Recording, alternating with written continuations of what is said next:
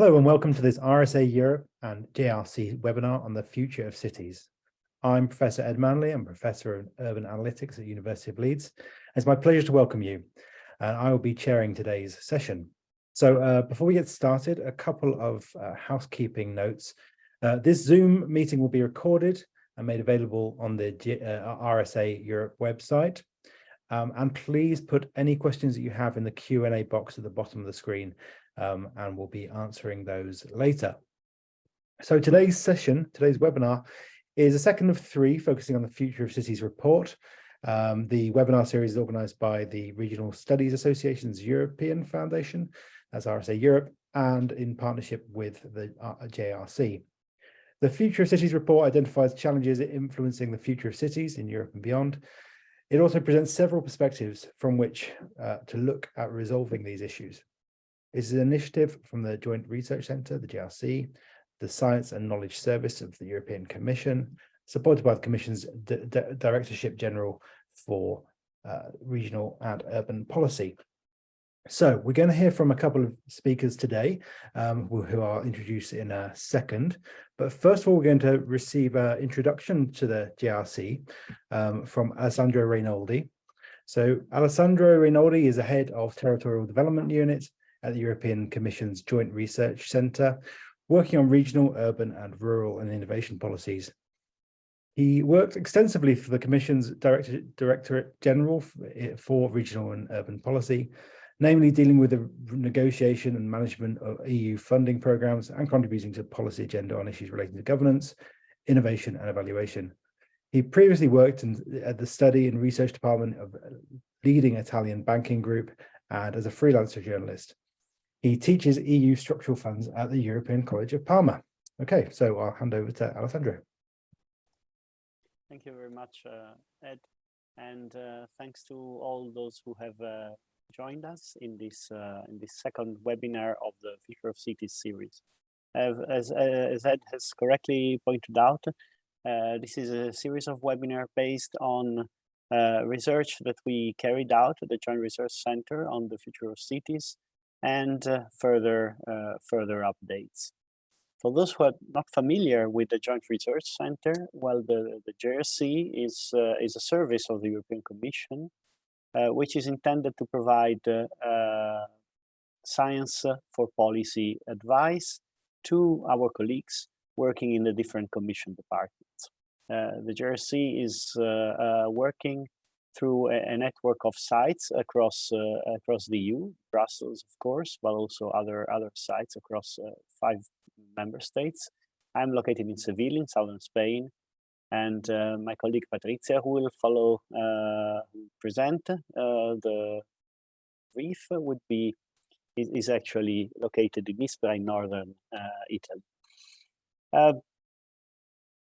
We are committed to indeed perform a scientific analysis, elaborate and work and manage data, develop methodologies, pursue interactions with the stakeholders and policymakers on the ground in order to give to our colleagues, as I said, I would say the best possible contribution that we can provide them through science.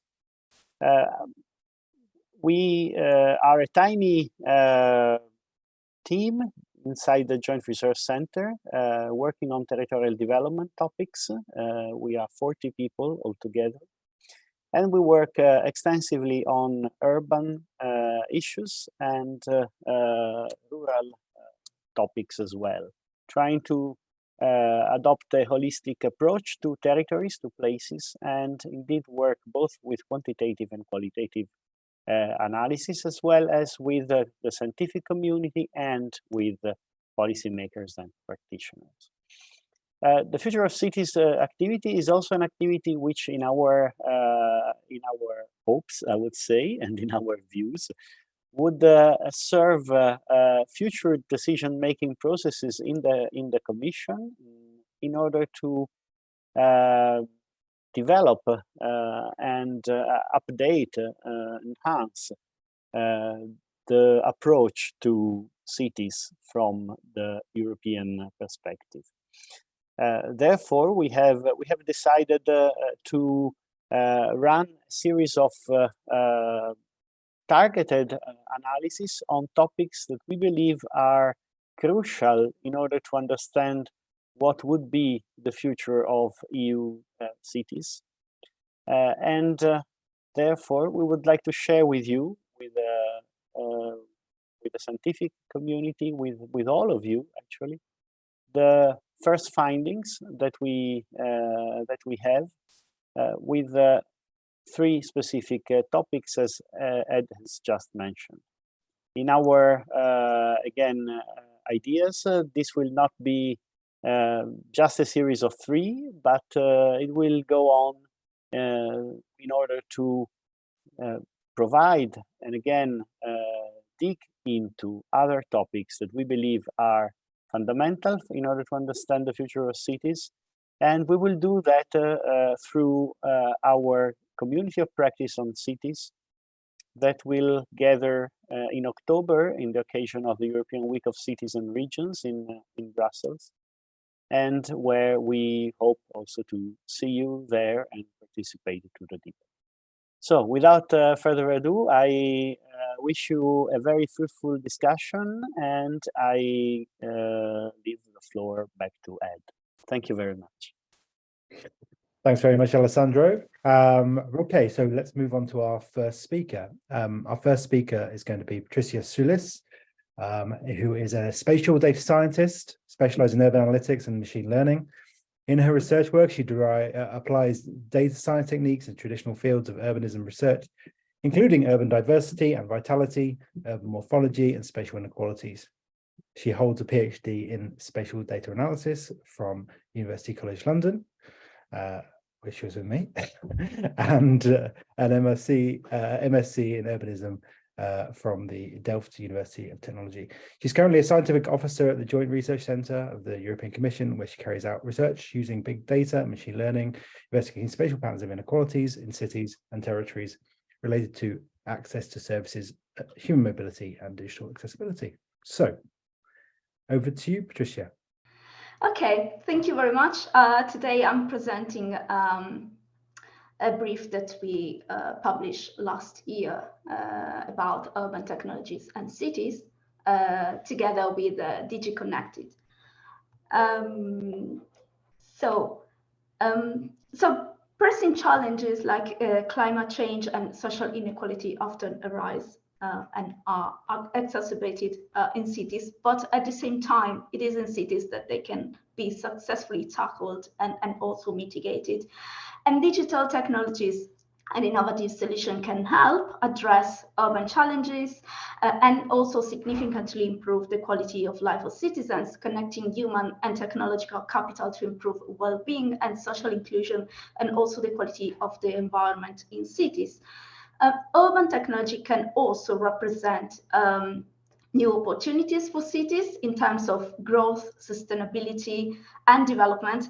And data continuously produced in cities by sensing technology are an unprecedented source of knowledge on urban processes and a key factor to inform decision-making, planning, and governance. The exploitation of data by artificial intelligence and urban analytics directly impacts on the management of urban systems like transport or energy networks. Technology and innovation are already key enablers in cities, for example, in relation to urban mobility or pollution reduction, and can also help tackling issues related to social inclusiveness, such as aging or the digital divide. So technology can actively empower citizens, but it should be integrated in an inclusive manner to benefit the overall functioning of cities and successfully target actual urban needs. They should be inclusive and equitable technology. So the most common term used to describe initiatives that aim at integrating new technologies and excessive data use in resolving urban challenges is smart city. However, this concept is not always used in a consistent way, and there is no agreed definition. For example, the concept is often applied to both art domains like energy grids, waste management and mobility, where ICTs can play a decisive role, and also to soft domains such as policy, innovation, social inclusion and government, where this is not always the case. The concept also has many critics among urban scholars, particularly in cases where the smart label is included in projects due only to the adoption of the latest ICT or technology innovation. And finally, urban technology are the results of social cultural contexts in which they have emerged, and their use is rarely neutral. In fact, smart technologies and infrastructure can reproduce historical disparities and polarization in cities and territories, or introduce new geographies of inequality. Some scholars observe that people were the missing component in this concept.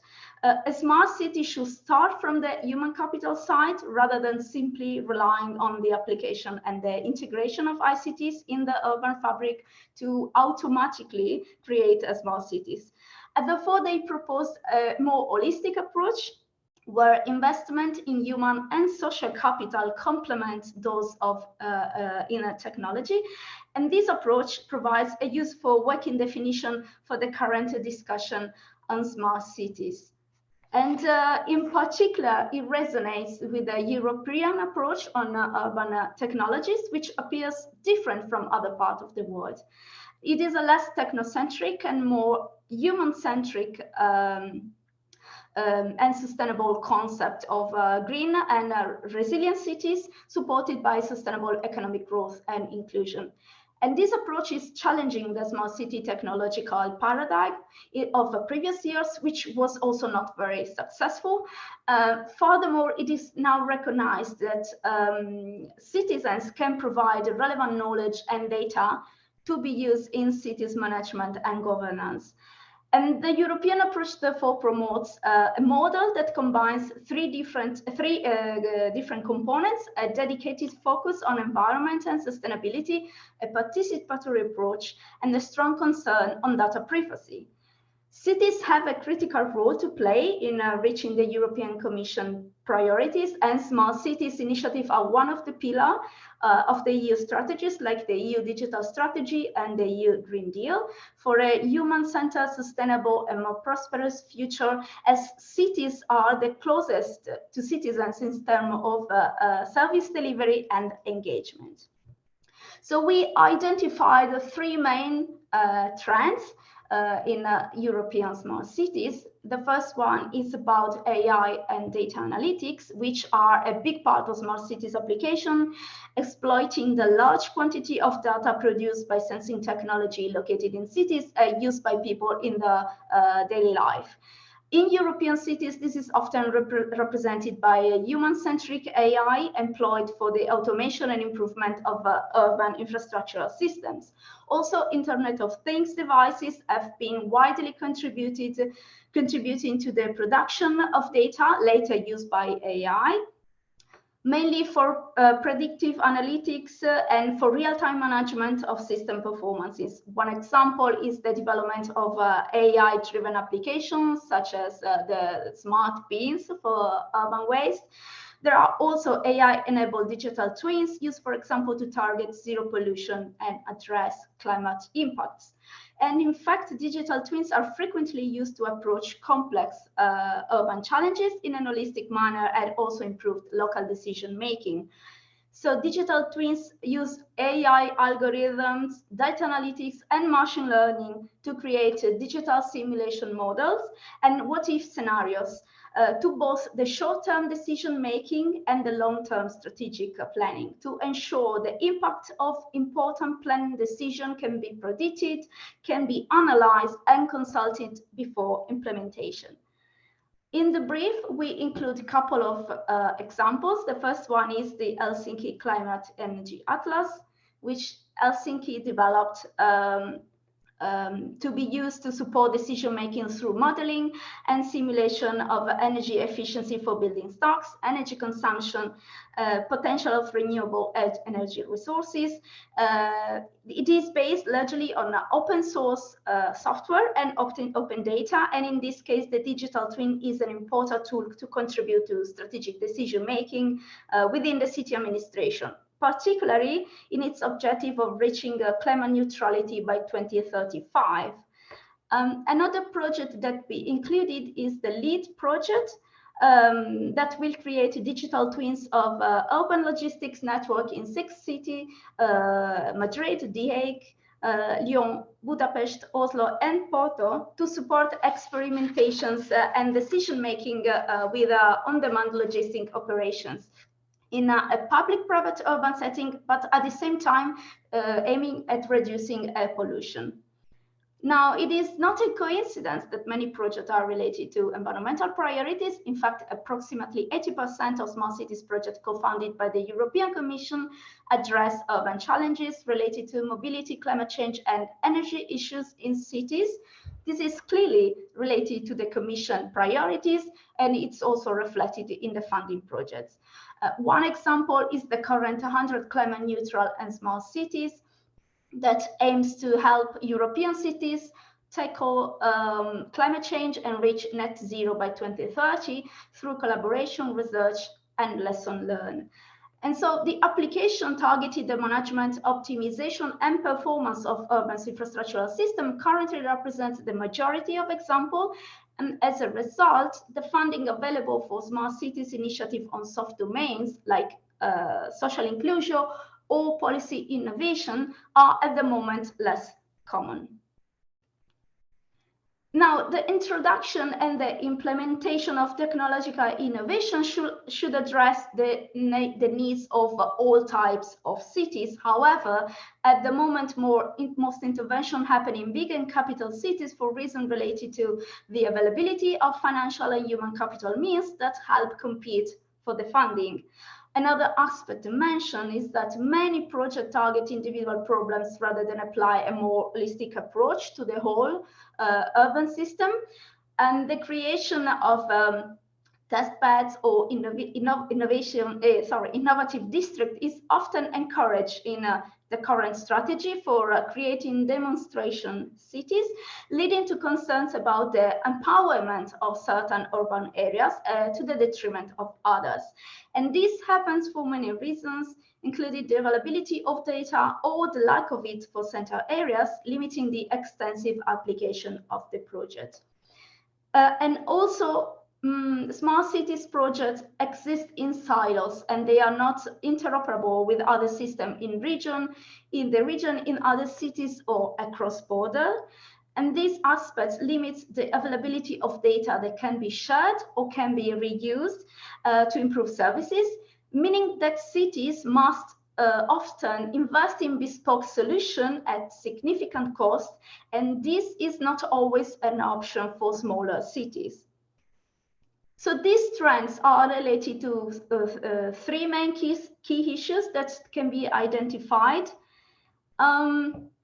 One critical aspect of urban technologies is how to evaluate the impact in cities and quantify possible improvements or issues targeted to demonstrate that they can actually deliver on what they promised. Unfortunately, there is yet not agreed methodology or set of metrics to evaluate the outcomes of smart cities projects and application. Although there have been several attempts to measure and quantify the impact and the outcomes of smart cities through benchmarking, for example, there are still difficulties about the lack of standards in many aspects of smart cities, also in terms of how to measure application on different contexts and at different scales. On this topic, the Living in EU movement proposed a framework called LORDI, which stands for Local and Regional Digital Indicators, to measure digitalization at regional and city level. The second issue is about reproducibility, because many initiatives are off-the-shelf solutions with specific technologies targeting individual cities. and this solution might not work or cannot be easily adapted in other contexts. Such tailor-made application targeting the city's specific needs are desirable. However, a strategy is needed to encourage the scaling up of successful solutions in other cities.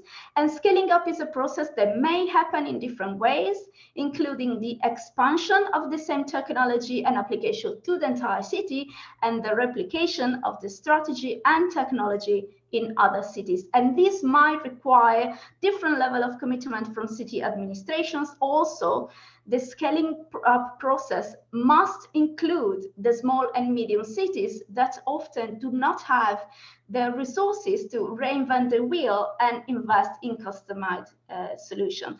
There are different limiting factors to the scaling up of smart cities application. For example, the lack of an integrated approach, or the lack of investment or representation of certain urban areas. Another aspect is the lack of use of open and interoperable standards, which facilitate data sharing, data reuse, data accessibility, and finally, also the lack of digital competencies and knowledge transfer to ensure interoperability and control of data. And those competencies can be found in big private companies, but are not easy to implement for public administration and small stakeholders. And the third very important issue is that of data privacy, representation, and inequality. In the absence of a clear regulatory framework, there is the risk that personal and sensitive information being released to the public, commercialized by technology providers, or employed by AI models for consumption or for job employment. And this may become a potential barrier for smart cities projects as data security is perceived as a concern by citizens. Now, the EU has a clear approach on data privacy and transparency that significantly differ from how urban technology are used in other parts of the world, for example, regarding facial recognition and surveillance technology. And also, urban technologies can shape behaviors and exclude some people and places. Bias in the data that are used to train the AI algorithm and models used in cities may lead to perpetuate established discrimination and introducing new ones in an automatic way, for example, towards underrepresented and vulnerable demographic groups. And finally, the presence or the lack of sensors in certain area of a city is a measure of what it means or not to count in a smart city. And this has the potential to introduce or replicate social and spatial inequalities.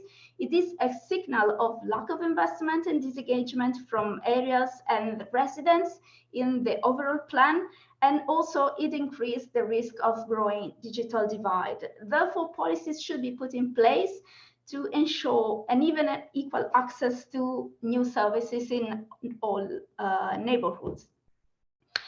Now, given the limitation that we already discussed, there are several possible actions that can support cities in choosing a solution that is suitable for the needs and improve this process of scaling up. And the first point to consider is to provide additional support for small and medium cities that do not have dedicated resources to compete with big cities in obtaining funding for smart cities projects.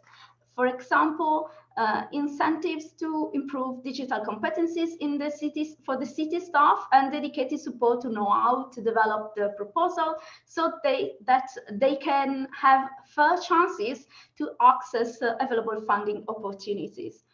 Funding opportunities specifically designed for small and medium cities can also be of help, like the Intelligent City Challenge, supported by European Commission, providing tailored assistance to 136 small and medium cities. Also, sharing experience, best practice, and lesson learned between cities is also part of the process of scaling up successful projects to small cities. What is needed is a shift in the paradigm of smart cities, which is no longer exclusive to big cities, but is for all urban areas and territories. Then on a more technical side, there are several actions to implement, also supported by the European data strategy. First is adopting a strategy for data accessibility, sharing and reuse. The second is to implement standards and protocols to make easier the adoption and adaptation of working technology solutions to other urban contexts. One example here is the minimal interoperability mechanism from the Synchronicity project. This example represents a good model for cities, in particular for small cities that do not have the resources to invent new solutions. And finally, one working option for cities could be to establish a dedicated urban technology department that work horizontally in the city's administration. In this way, the potential impact of the Smart Cities project will not be limited to specific sectors. And European cities are increasingly adopting this solution. Big cities like Paris, Amsterdam, and Helsinki already appointed as a chief data officer or an innovation officer for that. And last but not least, also considering the human-centric approach of urban technology in European cities, a fundamental point to tackle is to reduce the digital divide, both for citizens and for city administrators. When dealing with innovation and smart cities, one should not forget that success is not only related to a specific innovation and technology per se, but it is also about people adopting and using such technology. The introduction of a new technology tool requires a real shift and a change in people's behavior and habits, and this aspect is critical in the possible scaling up of successful solutions. So this concludes my presentation. Please write to me if you have any question or just to get in touch. You can download the brief using the QR code. And thank you very much for your attention. Thank you very much, Patrizia. That was an excellent summary of the report, and I'm sure people want to read more. We're going to have save our questions to the end, so please do enter your questions into the Q&A, or if you want to make any comments, you can also use the chat if you like. I'm sure Patrizia will be able to answer any of your questions there as well. So we're going to move on to our next talk. So the next talk is from Eman Zied, who is Dr. Eman Zied is a postdoctoral research associate at the Newcastle University's Population Health Sciences Institute and Spatial Analytics and Modelling Lab at SAM at Newcastle. She works on the project Impact of the Environment and Pollution on Cognitive Health, which is the EPOC project, and previously was a research associate at CURDS, the Centre for Urban and Regional Development Studies. Her work focused on cities and urban areas at the nexus of urban planning and human geography, with a strong focus on engagement with communities and evidence-based decision-making support. Her primary research interests include complex interplay between social, spatial, and digital inequalities, as Patrizia was just talking about, as well as how cities' structure can influence mobility and access to opportunities, such as green space, jobs, schools, and amenities. So I'll hand over to Eman. Thanks, Ed. I'm just going to share my screen. Yeah, hi everyone. So following on from Patricia's presentation, some of the issues that she highlighted there around socio-spatial inequalities, I'm going to talk to you about the equitable distribution of digital infrastructures, around decisions and deserts, and tools to help cities be smart and equitable. So this work is part of a larger project titled Spatial Inequality in the Smart City, which has been funded by the Alan Turing Institute. So probably everyone here has heard of the term smart cities. The phrase is fairly ubiquitous, and it's used to capture many different ways that cities can use technologies to actually improve the efficiency and quality of life for its inhabitants. So things like timing stoplights so traffic flows more fluidly, and preventing unnecessary air traffic. And then things like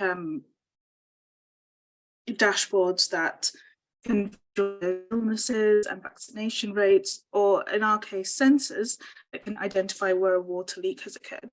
So the other half of that is around spatial inequalities. So these can be manifested in many different ways, so including being overlooked in infrastructure decision-making, not having access to the rest of the city, or being marginalized in some other way. So the project focuses on one particular aspect of smart city infrastructure, digital infrastructures of sensor networks. So we are especially interested in how and where sensors are placed within the city and how we can ensure that data is captured in all groups fairly and equally.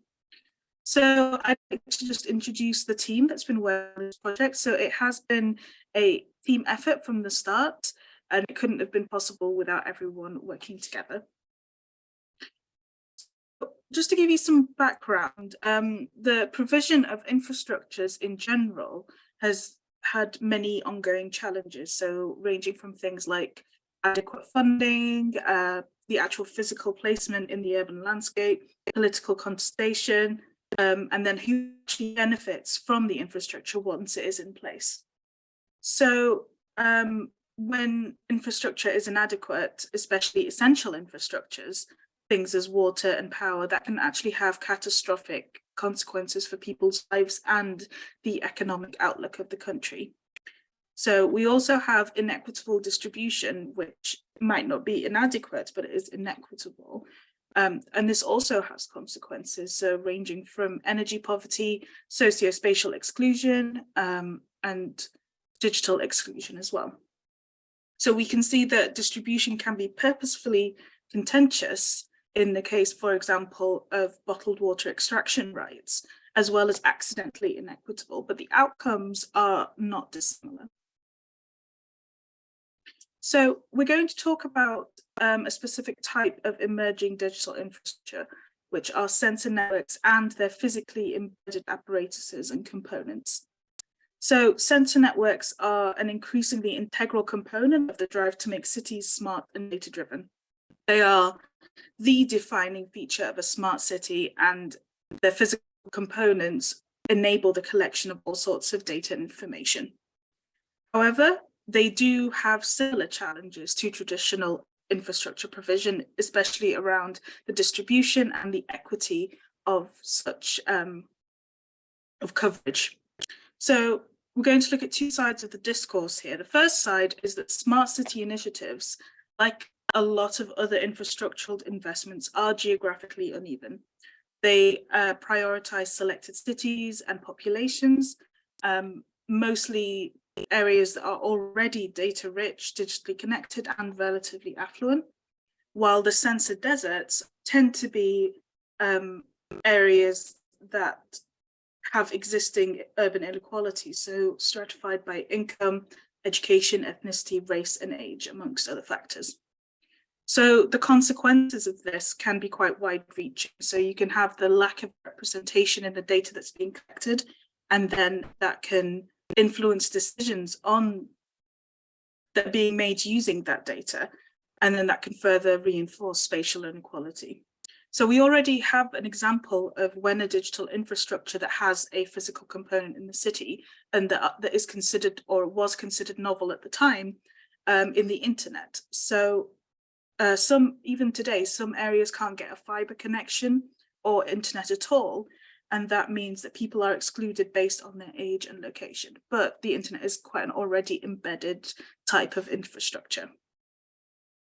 So on the other hand of that debate, there is this process of decision-making on the ground when it comes to sensor placement.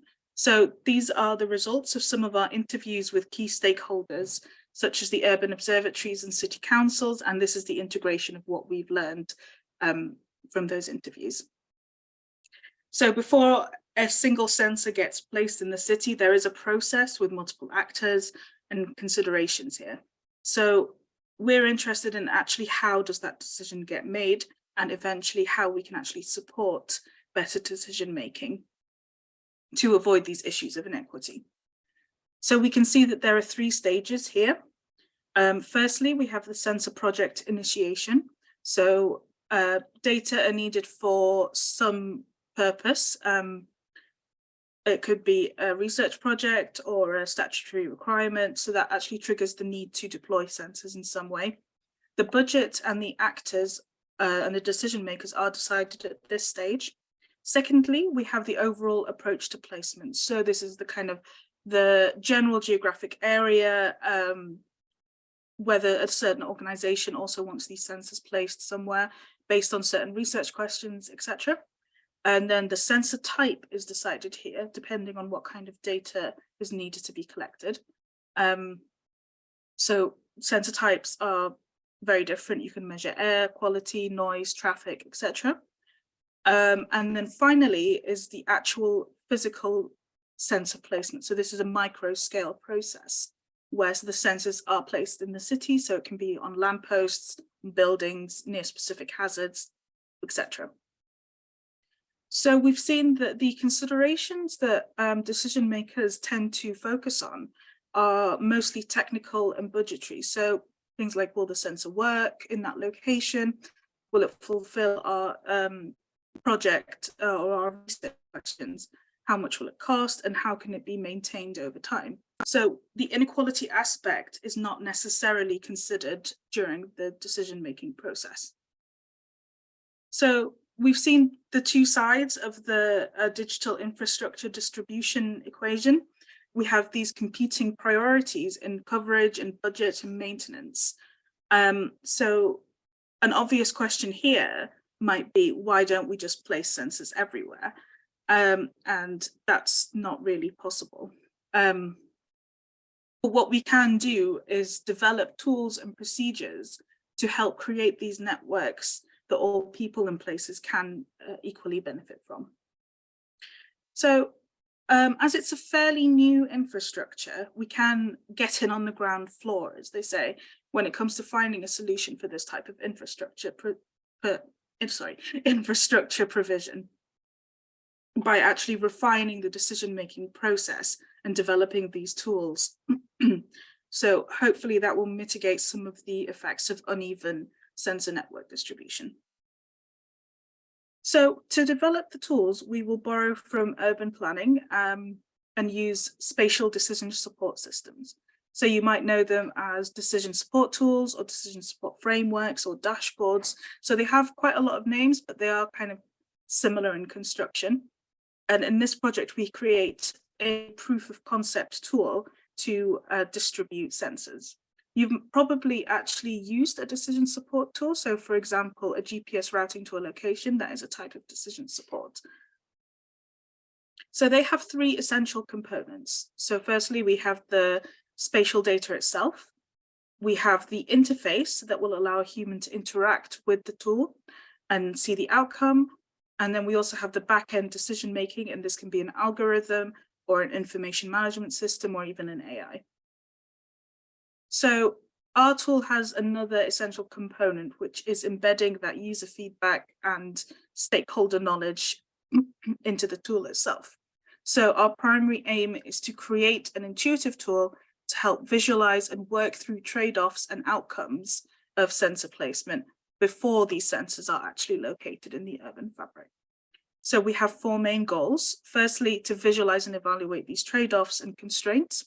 Secondly, to enable the decision maker to evaluate the wider purpose of the network. Thirdly, to embed this decision maker feedback. And finally, enable the human in the loop decision making.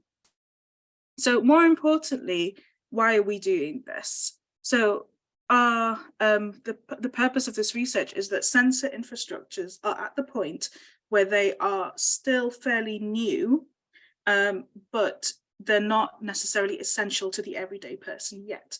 So we would want to influence that conceptual framework and the distribution considerations of this particular infrastructure provision before it becomes an embedded way of thinking and has real consequences on people in their everyday life.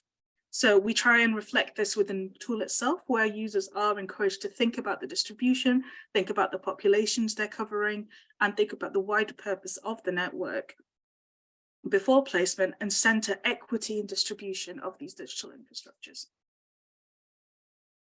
So this is the practical application of our research. So this is the proof of concept tool. So it incorporates the algorithms and the networks that are created by these algorithms into a user-friendly interface.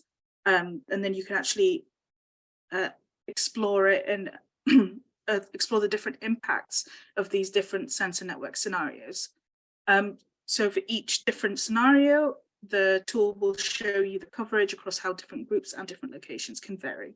And we also embed in the human in the loop decision making. So firstly, when you open the tool, you have a landing screen, and this will allow you to take a walkthrough of all the tool's functions, and then you can access that help at any point. And we decided to do this to make it a little bit more user-friendly and a little bit more straightforward to access. So it also includes the decision-making process, so they can view the distributions of certain population characteristics, such as the index of multiple deprivation, the geographic output areas, people's age, where people work, that sort of thing, as well as people's ethnicity. And then when you want to actually set up a sensor query, you can choose from these 4 categories at the moment. So we have total residents, workers, residents under 16, and residents over 65. At the end, you can choose the number of sensors that you'd like to include in your network, and then choose theta. So this is a concept of population coverage. So it's not necessarily each individual sensor's physical coverage, it's the satisfaction of having a sensor nearby. So once the query is submitted, the tool will display 200 networks that can fit the initial criteria to varying degrees, and then you can visualize these trade-offs of the selected network.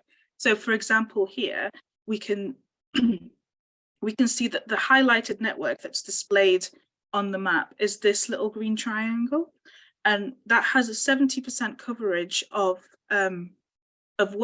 workers, but an only 40% coverage of residents over 65 and residents under 16. So then you can decide if that's acceptable for the network that you want to distribute, or whether your objectives might be better served by one of the other networks that the algorithm displays. The main part where users can input and use their local knowledge of an area, and you can actually move sensors to any other lower super output area. And you can see the coverage and trade-offs between the suggested network from the algorithm, which is in green here, and your network, which is in yellow there as well. So you can see that there is actually not that much difference when we've moved that one sensor. So this doesn't actually provide a definitive place to put a sensor, rather a lower super output area where a sensor can be placed to fulfill the initial population coverage criteria. So looking at this from a digital infrastructure point of view, it kind of gives us something new. So it's more of a conceptual contribution to the debate around these digital infrastructures, rather than just another dashboard, or at least we like to think so. So by actually linking it to the ideas around distribution and the more traditional infrastructures, as well as the established digital infrastructure such as the internet, we hope to show that it's possible to go beyond the critique of already established and offer a potential solution, which is the way of thinking and the software application itself. Basically trying to future-proof and of this burgeoning essential infrastructure. So really what we're looking for is an equity in consequences, and reducing the burden of ad hoc decision-making on people who are already socially and spatially deprived. So I'll end there. Thank you very much for listening, and my contact details are here. And we have some further readings if you're interested, take a look, and we'll have a paper coming up soon as well. Thank you. Thanks very much. That was a very interesting talk and a really interesting and very nice looking tool that you presented. So that's great. So if I have the speakers back, thanks, Patrizia. So the floor is now open for questions. I guess I'll kick off with the first question for Eman, first of all. So in terms of the tool, I mean, just who were you envisaging as the human? Is it members of the public? And you know, I was just looking, you know, it's very nice for me as a geographer to look at that and think about how I'd use it. But I imagine you must have thought about how the wider public might use it, considering varying levels of digital literacy. And so, you know, just wondered who the user is and what your thoughts are in terms of development of the tool for yeah. So our envisioned users are the stakeholders that we kind of co-develop the tool with. So people who are actually in charge of distributing large numbers of sensors. So for example, we have the urban observatories in the UK. We also have local councils that are interested in deploying their own sensors and people like that. So it's not necessarily for the general public because people don't really have the capacity to deploy multiple sensors across a city. So if you want to measure in your particular area, you would just buy a sensor and use it in that way. So during the process of the development, we did consult with our potential users and they gave us some suggestions about how to improve the tool. So one of the things that they had specifically asked for was the ability to edit the networks after the tool suggested them. So that was like one of the features that we added in afterwards after they requested it. So yeah, does that answer your question? Yeah, it does. Yeah, that's brilliant. And one thing I've always been sort of keen on when I look at dashboards is how do we make them usable for all types of users. And I did a particular study where we did expose quite varying levels of interpretation or understanding from the dashboard. So I think it's a really important thing. And then the other thing was ask us about future directions of the tool, and how how are you looking to expand it? Presumably there's a lot of interest in it. Yeah, so the tool itself is a proof of concept. So we focused on Newcastle and Gateshead because we were working in partnership with the Newcastle Urban Observatory, who had given us some data about their sensors, about their processes, things like that. So the code itself is in the process of being prepared for deployment, so people can actually take that code and use it for other applications. So it does have the potential to be repurposed for any location. And it also has the potential to be repurposed for any type of sensor or different coverage criteria that you might want to have. So it is quite flexible in that way, but to actually prepare it to be used in the future, it does take a little bit of time. So hopefully that will be one of our outputs soon. Brilliant. Yeah, I mean, I think Leeds needs it. So maybe dropping you a message about that. We've had a question through for Patrizia from Christian. I mean, Christian, do you want to, I don't know if you're in a position to turn your camera on and ask, otherwise I'll ask it. Okay, let me give it a go. Right, so Patrizia, what other concrete recommendations can you make on boosting the administrative capacity of local public administrations, especially small and medium-sized cities, in dealing with these digital transformations? Yeah, well, as I said before, sometimes it's really a matter of having the right support at the right indications for rightly compete for the fundings, or to know how to build a clear and robust proposal for accessing the competition with other cities. For example, for small and medium cities, one very interesting thing is making a network with other cities that are the same size, so that they can share knowledge. They can also share the human capital assets. For example, specialists that are in some cities can also help other cities to develop the right tools or the right proposal or the right strategies for these.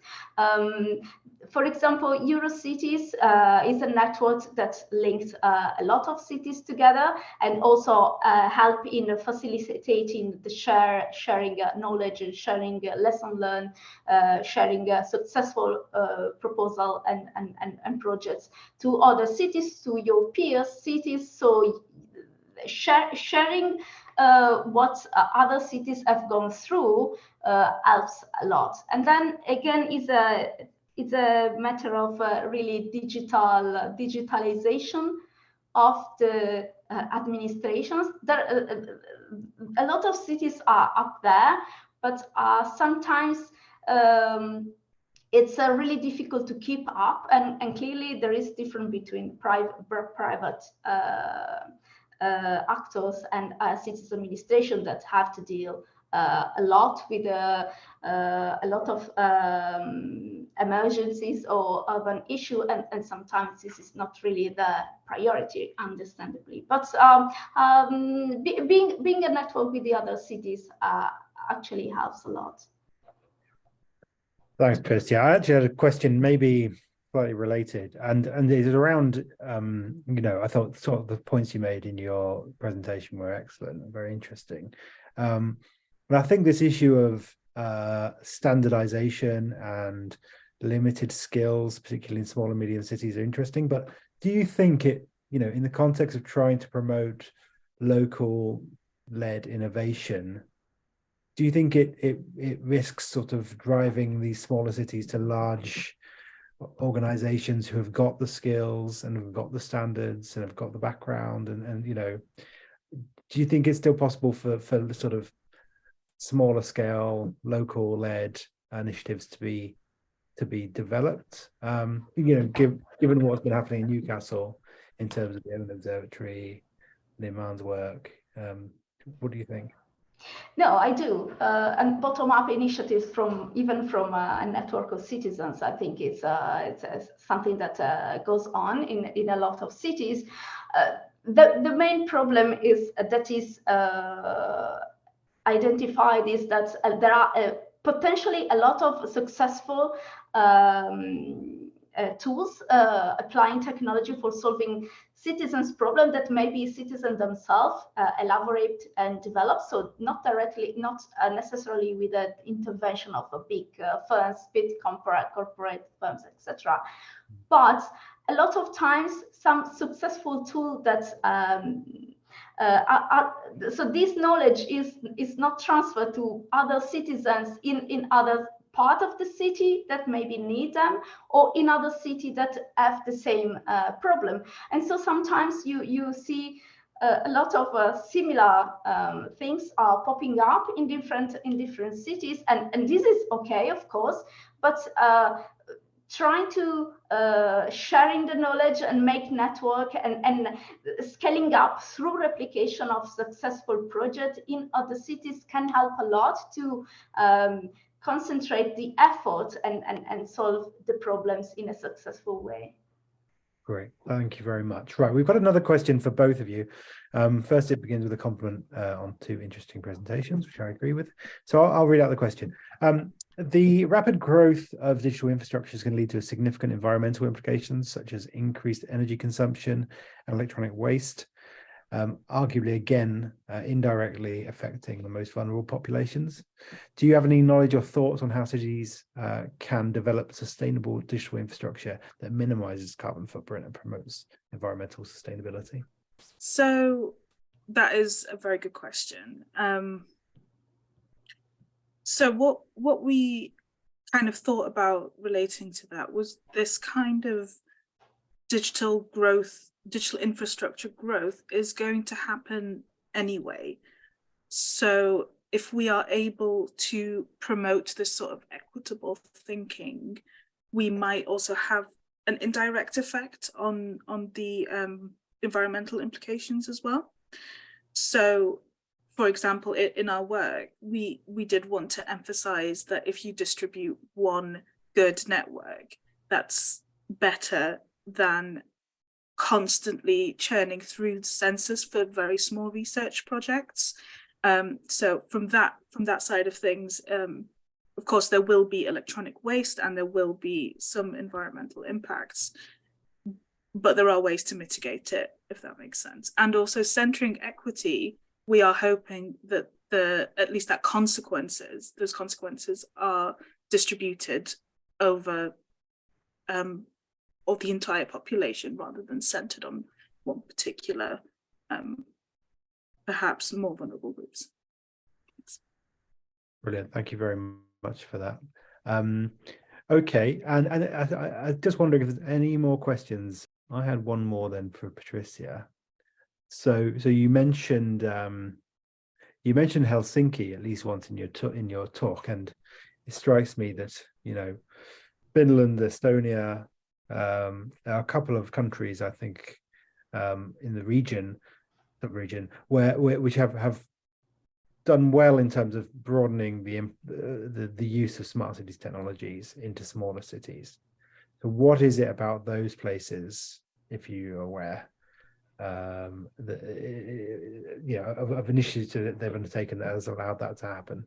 Well, I'm not an expert on Scandinavian and Baltic countries, but Helsinki is one of the first cities, together with Amsterdam, that started long ago to have like an open data repository, sharing the data that were produced in cities, also by citizens, to inform planning, to inform decision making in city, etc., etc. They have a dedicated department that works on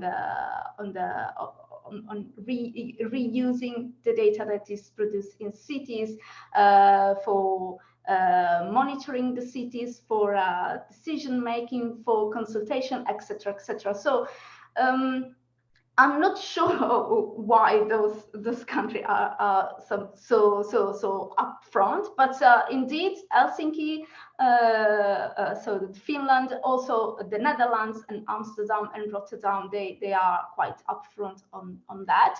The good thing is that, for example, Helsinki is actually active on building networks with other cities to share what they do, to share what they learn in the past and what they are doing now. So this is good. So it's from big cities that clearly have more means to develop tools and to funding this type of innovation, it's somehow percolating through and helping other smaller cities for that. Thanks very much. Right. Well, we've had one more question through on the chat, but I think we have to finish. Just to sort of finally say, so further information on the JRC Webinar Series can be found on the RSA Europe website. And there's registrations open for the next webinar. There's also information on the Twitter, as Nicola is linked to in the chat. I'd also finally like to thank the speakers, in particular Patrizia and Eman, for their excellent and thought-provoking talks, and also the organisers, RSA Europe and the JRC, and of course everyone who's attended as well. Thank you for joining and taking part, and we hope to see you in future webinars. So thank you very much and goodbye. Bye-bye.